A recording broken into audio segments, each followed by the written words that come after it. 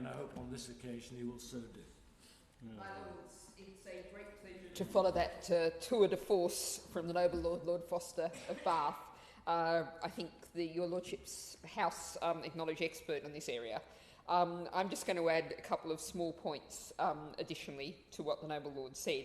And in case anyone is wondering, all of those withdrawn amendments that were amendments to the noble Lord's original amendments were me going, please, government, can we please have some more? Because that's the Greens' role in life. But I think the arguments just presented by the noble Lord, Lord Foster, for the government putting its own existing targets on the face of the bill, I think are overwhelming, and I'd be very happy to come behind that if needed at report stage. Although I note I'm speaking also in favour of Amendment 192, placed by the noble Lady Baroness Hayman, and also backed full cross-party support, including the Conservative Lord Bourne of Aberystwyth, so there wasn't space for me in that. I just want to make a couple of points and point to a couple of sets of stats that I think are quite useful in this. And I think one of these is a study by Friends of the Earth, which found nearly 9,000 neighbourhoods in England and Wales that have less than average incomes but higher than average energy bills. This is just over a quarter of all neighbourhoods. And I think this points up the point made by the noble Lady Baroness Young of Old Scone, that actually EPCs only take you so far and can be misleading. It's actually looking at actual energy figures that really shows you where some of the greatest need lies. And these neighbourhoods are occupied by 15 million people, and what we could see, and it's not actually explicitly written into 192, but of course it could be in the strategy to target those who need the help most, the fastest, so make that priority areas. And that I think would certainly seem to be a logical part of an energy strategy, and again, very much in line with the government's levelling up agenda.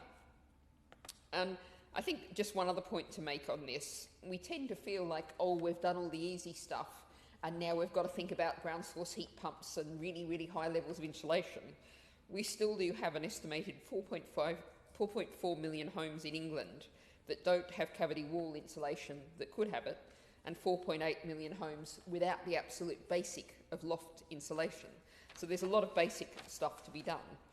And coming back to the 192, I will spare the noble Lord the Minister a debate again on the issue of video advertising screens. But I think it is worth stressing, we think about, and I see this in my social media feeds all the time, we are now subsidising business energy use. I would surely think that the government would want to cut government spending as much as possible.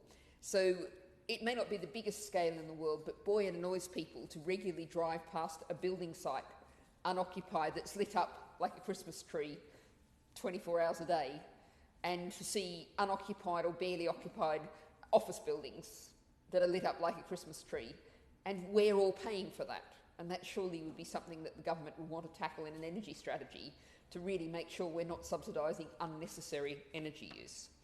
And I probably won't make myself very popular with the government by saying this, but I do also just finally want to point to a report came out at the weekend by another Europe is Possible and the Friedrich Ebert Foundation, very respected group in Germany, pointing out that the EU already has a much higher rate of home energy efficiency measures, starting from a much better base, and they're aiming to double their annual rate of renovation and energy reduction use by 2030, over the next decade, or the next 8 years to 2030.